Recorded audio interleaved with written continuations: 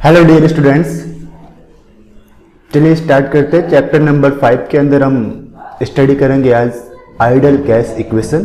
Chapter 5 state of matters. इसमें जो previous lecture था हमारा, उसमें हमने different types of gas laws के बारे में स्टडी की थी। फर्स्ट लॉ हमारे पास था बॉयल्स लॉ, जो कि ये स्टेट करता था कि किसी भी गैस का वॉल्यूम उसके प्रेशर के इन्वर्सली प्रोपोर्शनल होता है। Okay, Boyle's law. Second Charles law, उसका स्टेटमेंट था कि गैस का वॉल्यूम उसके टेम्परेचर के प्रोपोर्शनल रहता है। मीन्स गैस का वॉल्यूम टेम्परेचर के प्रोपोर्शनल, टेम्परेचर इंक्रीज होगा तो वॉल्यूम भी इंक्रीज होगा। थर्ड हमने लॉ स्टडी किया था गेल-लुसाक्स लॉ। गेल-लुसाक्स लॉ का स्टेटमेंट था कि गैस का प्रेशर उसके टेम्परेचर के प्रोपोर्शनल था। गैस का प्रेशर उसके टेम्परेचर के प्रोपोर्शनल था, यानी कि प्रेशर इंक्रीज होगा तो टेम्परेचर भी इंक्रीज होगा। फोर्थ लॉ हमने देखा था आवोगाड्रोस लॉ।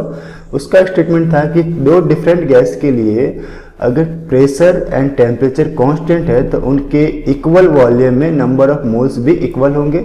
या फिर हम इसे ऐसे भी दे सकते हैं कि अगर टेम्परेचर और प्रेशर अगर आपका कांस्टेंट है तो किसी गैस का जो वॉल्यूम है वो नंबर ऑफ मोल्स के प्रोपोर्शनल होगा। गैस का वॉल्यूम नंबर ऑफ मोल्स के प्रोपोर्शनल होगा। तो अगर हम इन 4 different type of the gases law को कंबाइन करें तो हमारे पास एक इक्वेशन आएगी जिसे हम कहते हैं आइडियल गैस इक्वेशन। मीन्स अगर the gases which follow this equation are known as ideal gas, और जो गैस इस इक्वेशन को फॉलो नहीं करती उसे हम कहेंगे रियल गैस। ओके, तो ये हमारे कुछ आइडियल सिचुएशंस के लॉस है, उसको एक बार वापस से रीचेक देख लेते हैं और हम आइडियल गैस इक्वेशन डिराइव करके देखते हैं। तो फर्स्ट हमारे पास टॉपिक है ideal gas equation.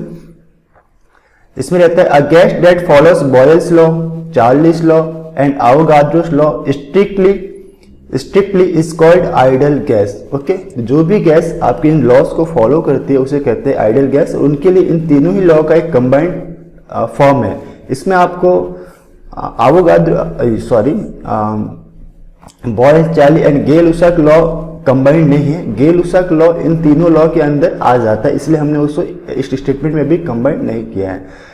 Combining the 3 laws we can get ideal gas equation as discussed below. First law क्या था आपके पास? According to Boyle's law, volume of the gas inversely proportional to pressure at constant temperature and number of moles.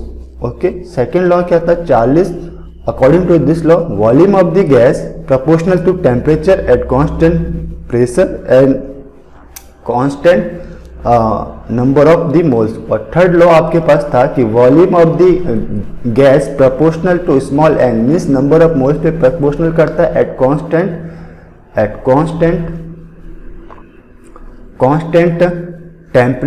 Constant temperature and pressure. तो इन तीनों ही law को अगर हम कंबाइंड रूप में लिखूं तो मैं क्या लिख सकता हूं कि V, सभी में V सबसे पहले आ रहा है लेफ्ट साइड में, तो V प्रोपोर्शनल टू, अब राइट वाले पोर्शन को लिखो, ऊपर क्या है 1/P multiplied T multiplied N।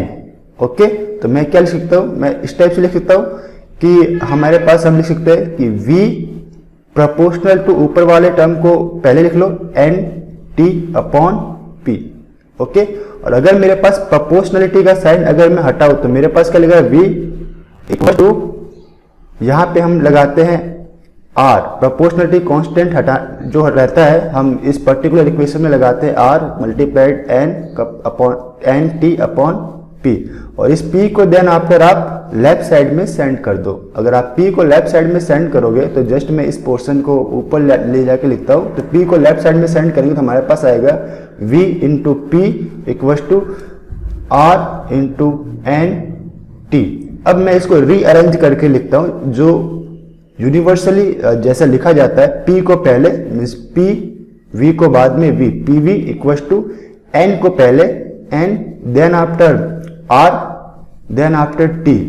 तो हम इसे अच्छे से प्रोनाउंस करते हैं PV इक्वल टू NRT। क्या बोलते बेटा?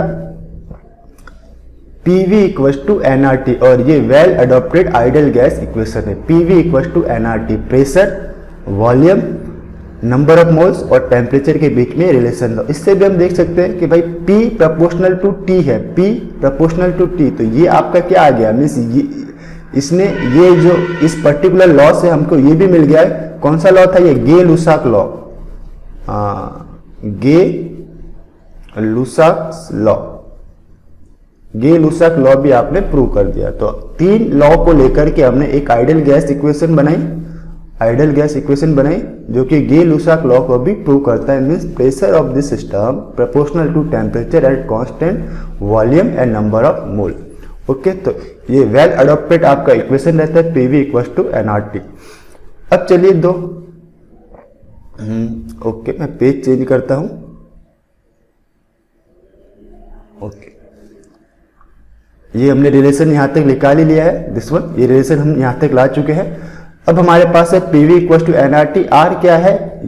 प्रोपोर्शनलिटी कांस्टेंट, और इसे हम अदर नेम से भी जानते हैं यूनिवर्सल गैस कांस्टेंट, और इसकी जो वैल्यू रहती है वो बहुत ही वेल डिफाइंड है, 8.314 जूलो पर केल्विन पर मोल। ओके, इस वैल्यू को आपको हमेशा के लिए लर्न कर लेनी है, इस वैल्यू को आपको लर्न कर लेनी है। R equals to 8.314 joule per kelvin per mole. Okay, कैसे आई ये वैल्यू? तो देखो R की वैल्यू फाइंड करने के लिए आपको क्या करना पड़ेगा? N और T को लेफ्ट साइड में सेंड करना पड़ेगा।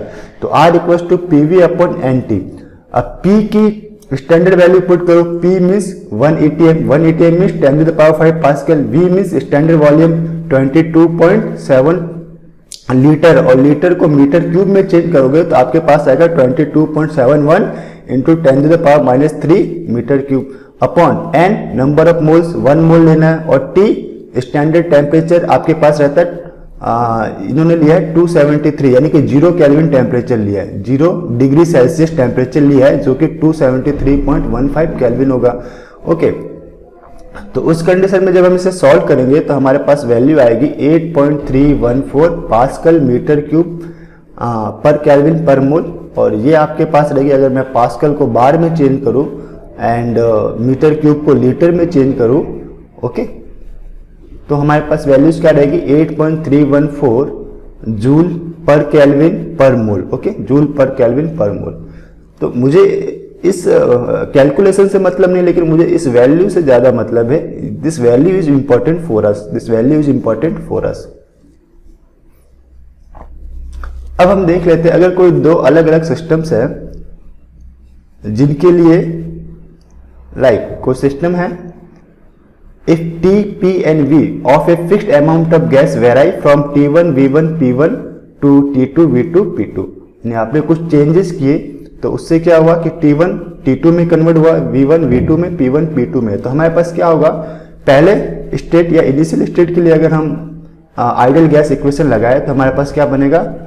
P1 V1 equals to N1 RT। तो P1 V1 N1 RT1। Okay, अगर मुझे स्पेस चाहिए तो मैं यहां लिख सकता हूं P1 V1 equals to N1 RT1। अब ये बोला फिक्स्ड अमाउंट ऑफ गैस, अगर फिक्स्ड अमाउंट है गैस का तो N दोनों में सेम रहेगा, तो सिर्फ मैं N ही लिखूंगा, उसमें 1 नहीं लगाऊंगा, N RT1। R तो गैस कांस्टेंट है, फिक्स रहेगा, N आपका फिक्स है, T1 वेराई कर रहा है, और दूसरा क्या रहेगा आपके पास? P2 V2 equals to N RT2। Okay, तो NR दोनों में फिक्स है, तो NR को सेम करो आप, NR की वैल्यू निकालो तो आएगा P1 V1 अपॉन T1। तो यहीं पे है NR equals to P1 V1 upon T1, और NR इस इक्वेशन के लिए NR equals to P2 V2 upon T2। अब दोनों में NR सेम है तो दोनों इक्वेशन को आप इक्वल रख सकते हो। तो P1 V1 upon T1 equals to P2 V2 upon T1। ये आपका है कंबाइंड गैस लॉ। इसे क्या कहते हैं बेटा? Combined gas law. P1 V1 upon T1 first gas के लिए या फर्स्ट सिस्टम के लिए equals to P2 V2 upon T2। कब? जब आपका number of gas amount fixed है, number of gas amount fixed है तो हम इस इक्वेशन को यूज में ले सकते हैं।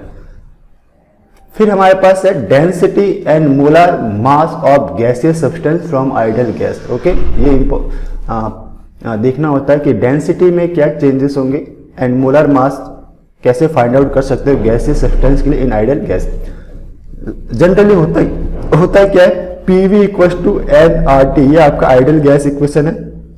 इसमें कहीं मुझे ना तो मोलर मास दिख रहा है ना ही डेंसिटी दिख रही है। अब आएगा कैसे? तो उसके लिए क्या करना है? N क्या रहता है? Number of moles. N को V से डिवाइड करो, N अपॉन V। को रखो आप, n अपॉन वी को एक साइड रखो और r t को सेकंड साइड। तो मेरे पे इसे ऐसे लिखता हूँ p अपॉन आर टी, ये आर टी को मैं यहाँ लाया और equals to n upon V को मैंने यहाँ भेजा और इसी को रीअरेंज करके यहाँ लिखा है n अपॉन वी को पहले equals to p upon R T. अब n नंबर ऑफ मोल का फॉर्मूला क्या होता है? n का फॉर्मूला होता है mass, given mass of this sample upon molar mass of this sample, molar mass.